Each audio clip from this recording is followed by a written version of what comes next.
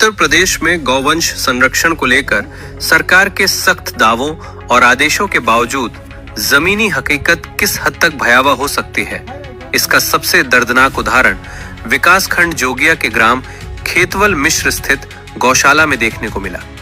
सामने आई तस्वीरें न केवल प्रशासनिक व्यवस्था की गंभीर विफलता को उजागर करती हैं, बल्कि ये भी सवाल खड़ा करती हैं कि आखिर किसके संरक्षण में गौ माता को इस कदर तड़पने के लिए छोड़ दिया गया।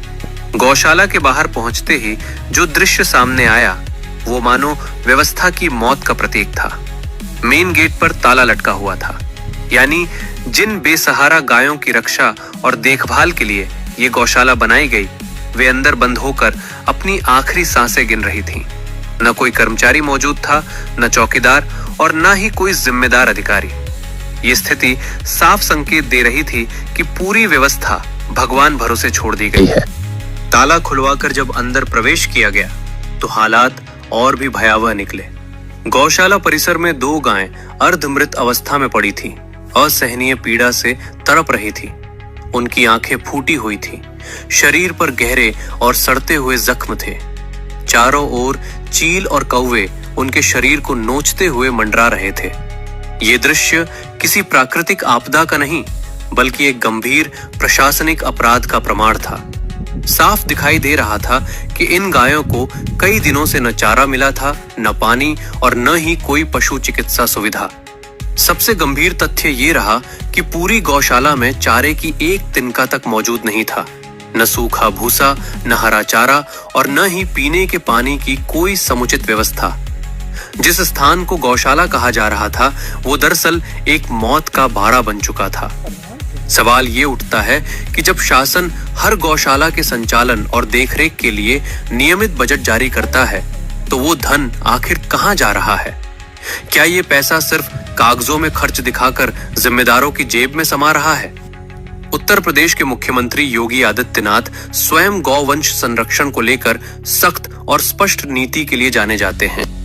उनकी सरकार ने निराश्रित गोवंश के संरक्षण के लिए विशेष योजनाएं लागू की, गौशालाओं के संचालन के लिए करोड़ों रुपए स्वीकृत किए और अधिकारियों को साफ निर्देश दिए कि किसी भी हाल में गौमाता की उपेक्षा नहीं होनी चाहिए।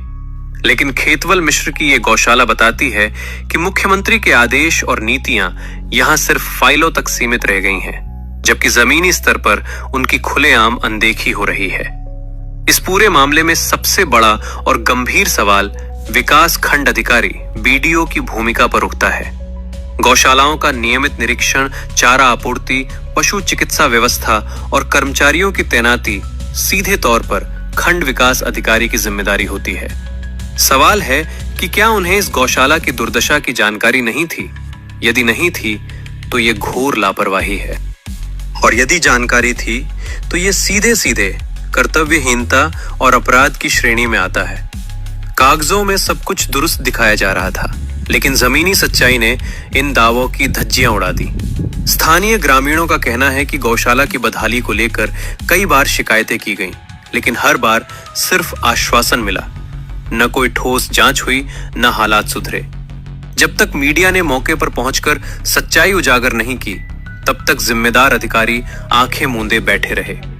ये चुप्पी भी उतनी ही दोषपूर्ण मानी जा रही है जितनी प्रत्यक्ष लापरवाही। मामले के सामने आने के बाद जिलाधिकारी शिव शरणप्पा जीएन ने प्रकरण को गंभीरता से लेते हुए जांच के आदेश दिए हैं। डीएम ने स्पष्ट किया है कि मामले की विस्तृत जांच कराई जाएगी और जो भी अधिकारी या कर्मचारी दोषी पाए जाएंगे उनके खिलाफ कड़ी कार्रवाई की जाएगी। साथ ही गौशाला की स्थिति में तत्काल सुधार, घायल गायों के इलाज और चारा पानी की व्यवस्था सुनिश्चित कराने के निर्देश भी दिए गए हैं। सर, जोगिया ब्लॉक के खेतवल मिश्र गांव में गौशाला है, गौशाला में दोनों से मर रहे हैं, उसका वीडियो सोशल मीडिया पे वायरल हो रहा है। ये मामला आपके माध्यम से हमारे संज्ञान में आया है। इसमें हम लोग जिला स्तरीय अधिकारियों को अभी भेज के हम लोग जांच करा के नियमानुसार कार्रवाई किया जाएगा। ये मामला अब सिर्फ एक गौशाला तक सीमित नहीं रहा, बल्कि पूरे प्रशासनिक तंत्र के लिए एक कड़ी चेतावनी बन गया है। अब सवाल यह है कि क्या जांच के बाद जिम्मेदारों पर वास्तव में सख्त और उदाहरणात्मक कार्रवाई होगी, या फिर ये मामला भी कागजों में दबकर रह जाएगा। खेतवल मिश्र की गौशाला में तड़पती गौमाता एक मौन प्रश्न छोड़ गई है। क्या गौवंश संरक्षण केवल भाषणों और सरकारी आदेशों तक सीमित है, या इसकी जिम्मेदारी निभाने वाला प्रशासन वास्तव में जमीन पर भी मौजूद है?